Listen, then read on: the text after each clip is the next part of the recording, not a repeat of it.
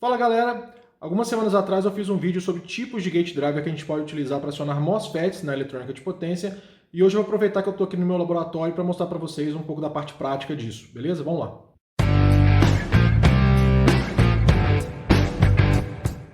Fala pessoal, aqui é o professor Thiago da UFMG e como eu comentei no último vídeo a gente falou sobre gate drivers e a gente comentou que existem vários tipos de gate drivers que a gente pode utilizar para acionar MOSFETs em conversores de eletrônica de potência. A gente até comentou que a nomenclatura dos gate drivers é definida em função de uma estrutura que é um braço de transistores, né, que existe em vários conversores, inversores, conversores CC/CC bidirecionais, né? Dependendo de qual transistor neste braço a gente vai acionar, se o transistor de cima ou o transistor de baixo ou os dois ao mesmo tempo, a gente vai ter um tipo de gate driver específico para cada tipo de acionamento. Bom, eu estou desenvolvendo um projeto aqui para uma consultoria do laboratório onde eu vou usar um half-bridge, né? Então eu tenho um braço de transistores, exatamente a mesma topologia que a gente utiliza para dar a nomenclatura para os gate drivers, né?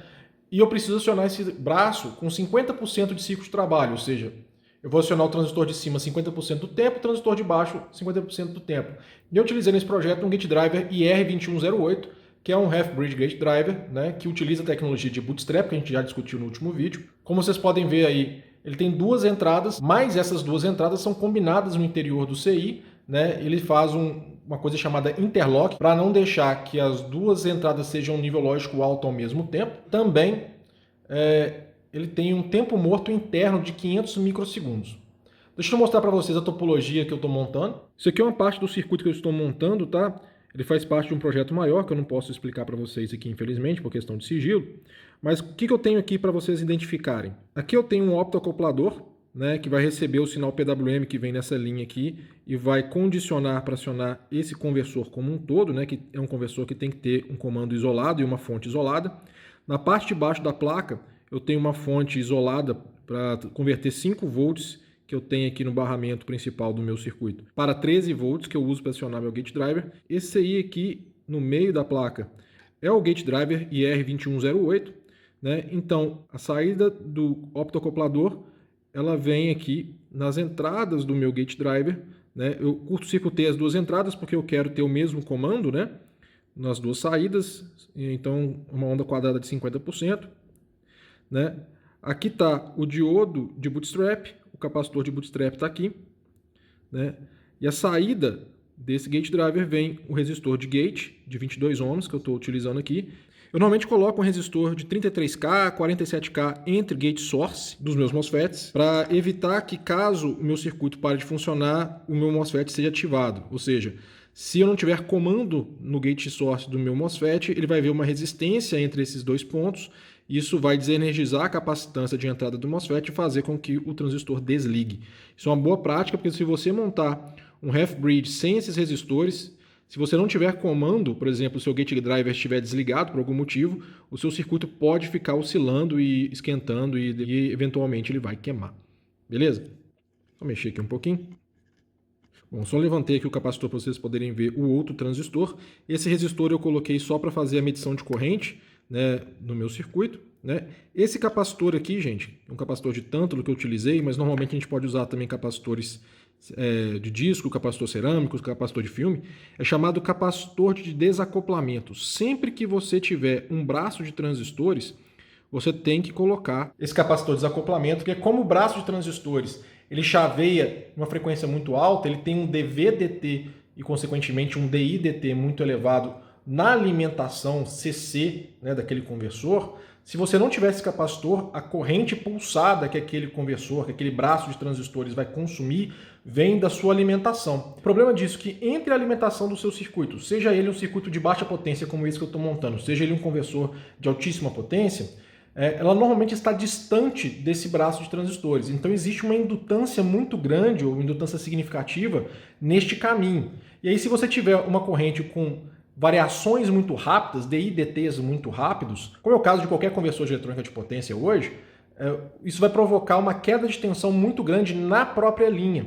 Por quê? Se eu tenho uma indutância, se essa indutância vê uma variação de corrente muito grande, ela vai reagir com uma variação de tensão muito grande.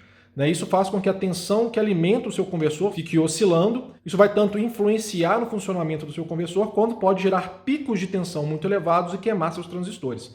A gente coloca esse capacitor de desacoplamento bem colado no braço de transistores que a gente está acionando, para que essa variação de corrente grande que o braço consome prefira passar pelo caminho do capacitor de desacoplamento até o braço, que é um caminho mais curto e tem uma indutância menor, do que vir lá da alimentação e provocar essa queda de tensão maior.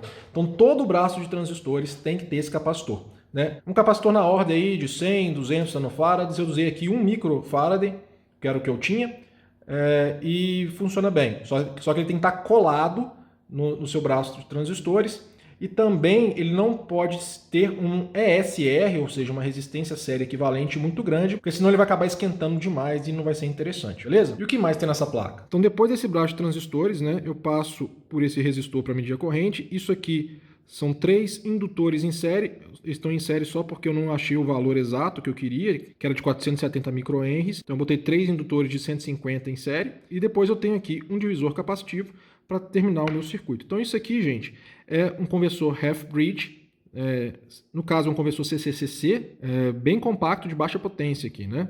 Só para vocês verem os componentes. Uma coisa interessante, eu falei do capacitor de desacoplamento, eu também tenho que ter capacitor de desacoplamento nos meus CIs. No caso, o meu próprio gate driver, ele tem esses capacitores aqui na entrada, no caso eu tenho um eletrolítico, mas eu também tenho um capacitor cerâmico aqui em algum lugar, né, para fazer esse desacoplamento e evitar que as correntes que o próprio CI consumam também venham da alimentação e provoquem essas variações de tensão que eu comentei. Beleza? Agora, só para mostrar para vocês o funcionamento desse gate driver, o que eu fiz? Eu medi a tensão simultaneamente nas duas saídas, né, do meu gate driver para mostrar para vocês. Eu congelei a tela aqui só para a gente poder ver. Então, olha só, essas duas formas de onda são a tensão que o gate driver vai usar para comandar os MOSFETs do meu braço, beleza? Vocês podem ver que o comando é complementar, como a gente já tinha discutido no último vídeo, e que existe também um tempo morto, que é essa distância aqui entre comando de desligar de um transistor e o comando de ligar do próximo, né? Se a gente medir, essa distância aqui está em torno de uns 500 microsegundos, que é o que o IR218 produz, né?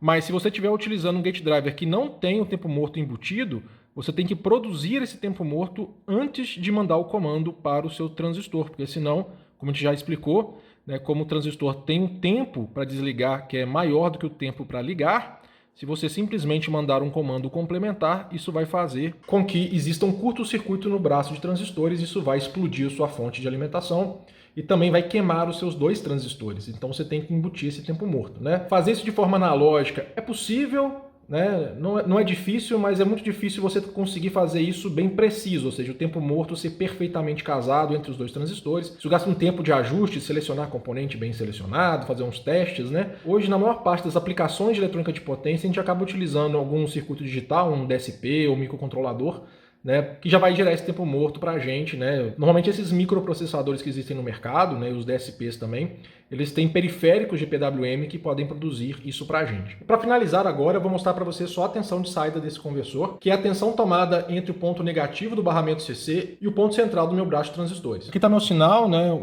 Minha fonte de alimentação do circuito está desligada, eu vou ligar agora, vocês podem ver então que na saída do meu conversor sai essa onda quadrada, né? A tensão é realmente muito baixa, está na ordem aí de uns 3,5 volts, né? Mas isso mostra o funcionamento do nosso circuito half-bridge com o nosso gate driver, né? Eu tenho aqueles 2 comandos, né, para cada transistor e combinados ele vai produzir essa forma de onda quadrada com um ciclo de trabalho de 50%, que era o que eu queria. Beleza? Espero que vocês tenham achado esse vídeo interessante, espero que vocês tenham elucidado formas de como utilizar o gate driver half-bridge, né, que é um gate driver que é muito utilizado, porque ele permite acionar esse braço de transistores com um CI só, sem ter muito trabalho. Se vocês gostaram, se esse conteúdo foi útil para vocês, não esqueçam de dar aquele like, ajuda demais na divulgação do vídeo do canal, para a gente poder atingir o maior número de pessoas possível. Se inscrevam no canal, ative as notificações para saberem quando eu posto novos vídeos. Também deixem comentários para eu saber o que vocês acharam desse conteúdo. A gente se vê na próxima.